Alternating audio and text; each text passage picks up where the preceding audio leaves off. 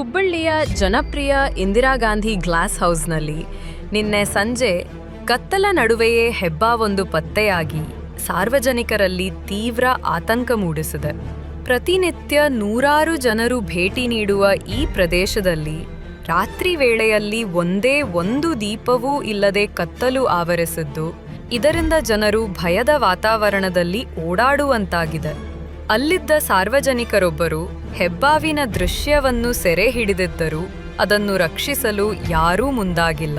ಈ ಹಿನ್ನೆಲೆಯಲ್ಲಿ ಮಹಾನಗರ ಪಾಲಿಕೆಯು ಕೂಡಲೇ ಗ್ಲಾಸ್ ಹೌಸ್ಗೆ ಬೆಳಕಿನ ವ್ಯವಸ್ಥೆ ಕಲ್ಪಿಸುವುದರ ಜೊತೆಗೆ ಈ ಹೆಬ್ಬಾವನ್ನು ಸುರಕ್ಷಿತವಾಗಿ ರಕ್ಷಣೆ ಮಾಡಿ ಸಾರ್ವಜನಿಕರ ಭಯವನ್ನು ದೂರ ಮಾಡಬೇಕೆಂದು ಆಗ್ರಹಿಸಲಾಗಿದೆ.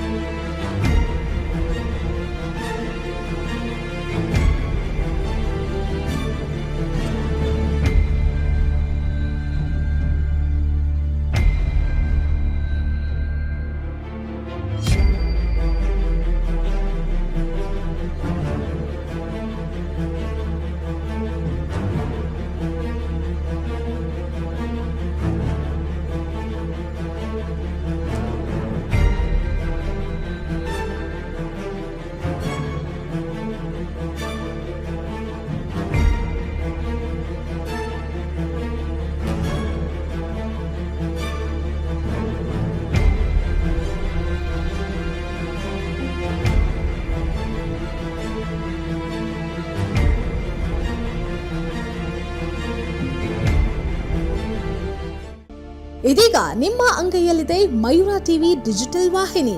ಹೆಚ್ಚಿನ ವಿಶೇಷತೆಗಳಿಗಾಗಿ ಸಬ್ಸ್ಕ್ರೈಬ್ ಮಾಡಿ, ಶೇರ್, ಲೈಕ್, ಕಮೆಂಟ್ ಹಾಗೆ ಫಾಲೋ ಮಾಡೋದ್ರ ಮೂಲಕ ಪ್ರೀತಿ ಹಾಗೂ ಪ್ರೋತ್ಸಾಹ ನೀಡಿ.